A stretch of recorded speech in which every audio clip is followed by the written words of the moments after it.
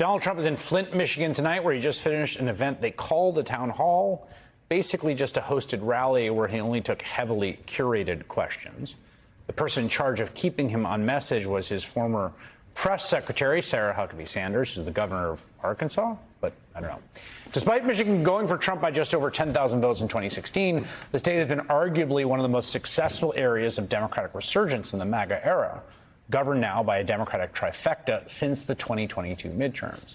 At the presidential level, it is still absolutely neck and neck, with recent polls showing what is essentially a dead-even race between Donald Trump and Vice President Kamala Harris.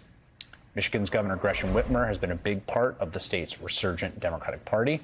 Governor Whitmer is also the author of True Gretch, What I've Learned About Life, Leadership, and Everything in Between, which is out wherever you get books now. And she joins me. Governor, it's great to have you on the program. Thanks, Chris. Good to be with you. I guess I'm just going to start with a general vibe check about the state of Michigan, how you feel the campaign is going in that state. You've got, obviously, the presidential election, but there's a crucial Senate seat. It's an open Senate seat. Alyssa Slotkin running as the Democratic nominee there. How do you think things are going? Well, I'm optimistic, but I'm sober, Chris. And as I have said, I think the whole time I've been on the political scene in Michigan, elections are always close here. We cannot make any assumptions. We take no vote or no voter for granted. And that's why I'm really proud to be a co-chair of the Harris campaign, because I know she's lived a life like most Michiganders have. She wasn't handed a huge inheritance. She worked her way through school. She's done the hard work. She's dedicated her life to public service. And I think that's why we're seeing energy and enthusiasm, but it's going to be a close race. I saw a question today that was asked about manufacturing in your state. Obviously, Michigan, a very proud manufacturing history, auto workers, and World War II and things like that. The question was to former President Trump about what the biggest threat to manufacturing was. He answered nuclear weapons and then went on a tangent. I didn't quite get it. I mean, I guess the idea is like, wow, nuclear weapons are a threat to everything. So sure, yeah, the greater includes the lesser. My question to you is about manufacturing in your state right now. I mean, if you look at the data, there is more growth in manufacturing, investment in factory construction that we've seen in literally a generation. How is that tangible? Is it palpable in the state, or are those numbers for the folks that live there? No, it's tangible. You can see it. You can see what has happened because of the Biden-Harris administration and the work they did on the CHIPS Act and the IRA. We are seeing onshoring of supply chains that were so critical to our manufacturing base.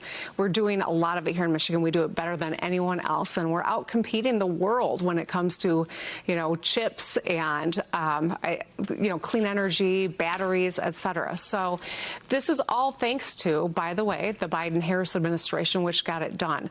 Donald Trump, I don't know why he's talking about nuclear weapons when it comes to manufacturing. Yes, maybe he's talking about defense sector. I can't figure it out. But at the end of the day, we know how to get things done. We are the heart of manufacturing in this country, and it has a resurgence because of the Biden-Harris administration. And those are good paying jobs, Chris. Yeah, there has been a lot of real growth in union jobs in your state. I want to ask about something I talked about at the beginning of the show as Secretary of State of Jena Griswold in Colorado. Obviously, your state of Michigan has dealt with both attempts to subvert the election, either through the sort of kind of bullying election officials. There was a plot specifically against you and your life. There's attempts to get fake electors, to intimidate Wayne County, vote tabulation. What does it mean for your state, the ex-president's threatening prosecution and reprisals against his political enemies? And how confident are you about the integrity of the system you have in Michigan? Well, it's the same old line from the same old guy. He runs on grievance. He offers nothing to make Michiganders' lives better or Americans' lives better. Contrast that with Kamala Harris, who is focusing on putting more money back in Americans' pockets, making sure that every American has a path to prosperity. When you actually listen to the words that Donald Trump says, they, number one, don't make a whole lot of sense, and number two, are never focused on the American people, are never focused on making your life better. Kamala Harris, on the other hand, has dedicated her life to public service, wants to put more money in your pocket, bring down the cost of insulin, ensure we've got good paying jobs and that more people can get into them because they got the skills they need without a lifetime of debt that can come with it. So I feel good about that, but I do think that his rhetoric is dangerous. I've been calling for people to lower the temperature on rhetoric for years. He has stoked it. It has made a very dangerous situation. It's not okay to only call it out when it turns on you.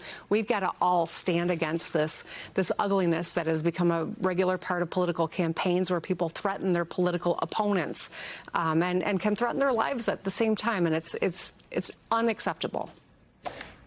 You became governor. You were elected in 2018. You took over in 2019. You had to, as a new governor, deal with COVID, both the public health aspects of that, the politics of it, the economic aspects of it, and then the aftermath of it. What have you learned about this trajectory? And are you optimistic that we as a country have learned something as we've gone through these last, say, 5 years? I am optimistic. You know, Chris, I wrote the book True Gretch because people ask me that question. How do you stay optimistic? Why do you want to keep doing this with 28 recall attempts and, you know, historic flooding and a pandemic and attempt to kidnap and to kill you? Why do you want to keep doing this work? And there are good things that I've learned in my life that keep me focused and centered. And I am optimistic. I'm sober, though. We've got a lot of work to do.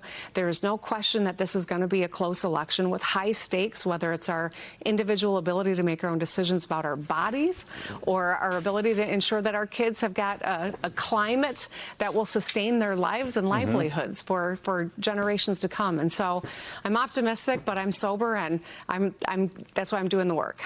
Michigan Governor Gretchen Whitmer, thank you so much for making some time for us tonight.